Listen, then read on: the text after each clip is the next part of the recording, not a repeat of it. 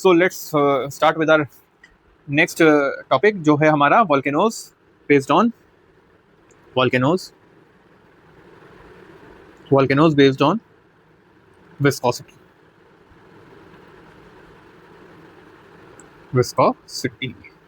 ठीक है सर, आइए देखते हैं ये भी है। अब ये जो चीज़ें हैं हमें इस चीज़ में भी थोड़ा सा चेक करने की नीड है, थोड़ा सा अच्छे से पढ़ने की नीड है। इसमें हमें सबसे पहली चीज़ मिलती है कौन सी? Shield volcano. हमें क्या देखने के लिए मिलता है? सबसे पहला शील्ड वॉल्केनो। अब ये होता क्या है ये हम लोग देखेंगे। सर ये शील्ड वॉल्केनो क्या होता है? शील्ड वॉल्केनो क्या होता है सर? शील्ड वॉल्केनो हमें देखना है अब क्या शील्ड वॉल्केनो। तो ये जो शील्ड वॉल्केनो होता है ये आप बस इसको ऐसे समझिए, ये अर्थ के सबसे लार्जेस्ट वॉल्केनोज में से एक होते हैं, वॉल्केनोज होते हैं। ये ज्यादा स्टीप नहीं होते, इनके कुछ फीचर्स हैं वो मैं आपको फटाफट से करवा देता हूँ, सो दैट आपका भी टाइम ना वेस्ट हो और आपका काम भी बन जाए। जो होते हैं ये जो होते हैं क्या होते हैं? ये लार्जेस्ट होते हैं, बहुत बड़े बड़े होते हैं और they are not steep, they are not very steep, not very steep, not very steep. ये किस चीज से कंपोज होते हैं? They are mainly compose of basalt. Basalt जो होता है ना, कंपोज ऑफ मेनली बसाल्ट। ठीक है सर, ये भी हमें समझ में आ गया। अगर मैं बात करूं इनके एक्सप्लोसिवनेस की तो ये थोड़े लेस एक्सप्लोसिव होते हैं। ये क्या होते हैं? थोड़े से लो एक्सप्लोसिव रहते हैं, मतलब लेस एक्सप्लोसिविटी जो है वो कंटेन करते हैं, राइट। जब तक इनके अंदर वाटर ना एंटर कर जाए। अगर मान लीजिए पानी चला गया तब तो भाई साहब ये एकदम खतरनाक। लो लो एक्सप्लोसिविटी, लो VITY। ठीक है, अनलेस वाटर एंटर्स, ये आप थोड़ा लिख लेना इसको, unless enters water enters the went. अच्छा, इसका कोई एग्जांपल दे सकते हैं? बिल्कुल सर दे सकते हैं। इनका एग्जांपल आप ले सकते हो हवाईयन आइलैंड। हवाईयन आइलैंड है ना, वो इनका एग्जांपल है। रुक जाओ, इसको मैं यहाँ पे इस तरीके से लिख देता हूँ या इससे लिख देता हूँ।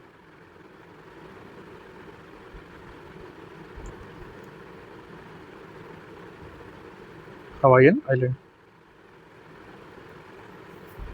ये क्या है? एग्जांपल है इसका। ठीक है सर, ये भी हम समझ गए। तो ये जो अगर हम समझ गए हैं तो अब हम दूसरे पे आ जाते हैं। हमें दूसरा क्या देखने के लिए मिल जाता है? यार इसको ऐसे लग रहा है कि ये मैं पार्ट लिख दिया हूँ ना, तो रुक जाओ एक सेकंड, इसका मैं यहीं पे लिख देता हूँ आपको, तो आपको भी इजी हो जाएगा। एग्जाम्पल यहाँ लिख देता हूँ, चलो।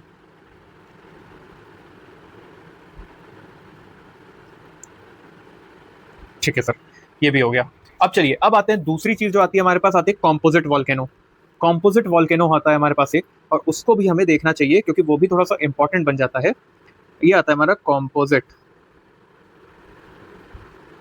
PO,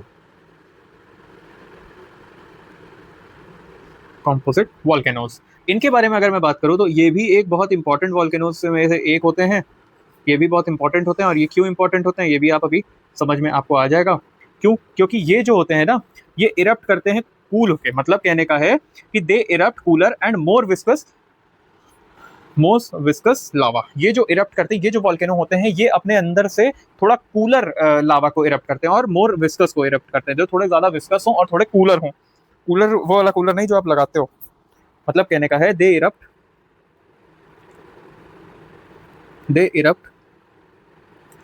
erupt cooler and more viscous lava. ठीक है सर, ये भी एक समझ में आ गया। इनका क्या है? इनका है कि ये थोड़े एक्सप्लोसिव होते हैं नेचर में अपने, तो एक्सप्लोसिव इरप्शन होता है इनका। इरप्शन, एक्सप्लोसिव इरप्शन होता है, जैसे माउंट फिजी या जापान में आपको ये देखने के लिए मिल जाता है एग्जांपल के तौर पे। Mount Fiji, Japan.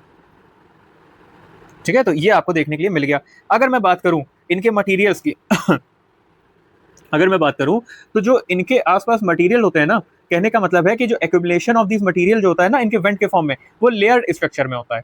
कहने का मतलब ये है कि जो मटेरियल जो वहां पे रह जाते हैं, जो जब ये बाहर निकलता है तो जो मटेरियल कलेक्ट होते हैं वो लेयर्ड फॉर्म में होते हैं, लेयर्ड स्ट्रक्चर में होते हैं। तो कहने का ये मतलब है कि accumulation of these materials are near vent forms layered structure. जो लेयर्ड स्ट्रक्चर ये फॉर्म कर लेते हैं। accumulation of these materials materials near vent forms क्या, लेयर्ड स्ट्रक्चर, लेयर्ड स्ट्रक्चर। ठीक है सर, ये भी अब समझ में आ गया आपको। अगर अब मैं तीसरे की बात करूं तो हमें मिलता है कैल्डेरा। कैल्डेरा ये भी आपको देख लेना चाहिए, CEL या CAL होता है कैल्डेरा। ये जो चीज़ है ना, ये किस तरीके से होती है, अब आप इसके बारे में थोड़ा सा समझिए। ये सबसे ज़्यादा एक्सप्लोसिव होते हैं, these are the most explosive volcanoes.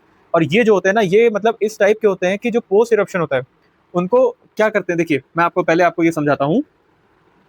ये जो होते हैं ये कोलैप्स कर सकते हैं, इनके अंदर इतनी पावर होती है, this tend to collapse post eruption forming depression, मतलब गड्ढा कर सकते हैं ये, एक तरीके से डिप्रेशन क्रिएट कर सकते हैं। गड्ढा तो नहीं कहूंगा, डिप्रेशन कह सकते हैं उसको, डिप्रेशन क्रिएट कर सकते हैं।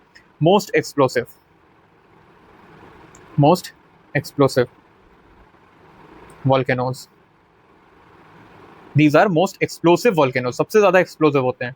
और कहने का मतलब ये कि ये जो होते हैं इनके अंदर इतनी ताकत होती है कि they tend to create depressions, they tend to मतलब they tend to collapse post eruption, मतलब कोलैप्स ही कर देंगे,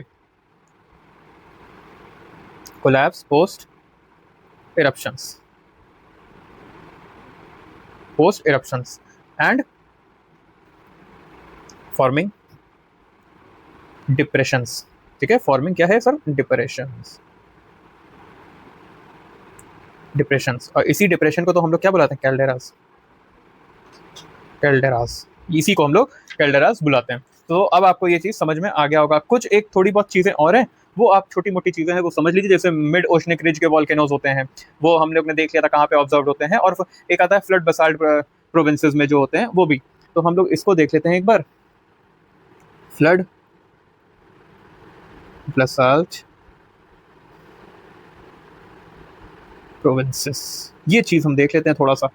इसमें हमें देखने के लिए क्या मिलता है सर, इसमें हमें देखने के लिए मिलता है कि जो लावा होता है वो हाईली फ्लूइड रहता है।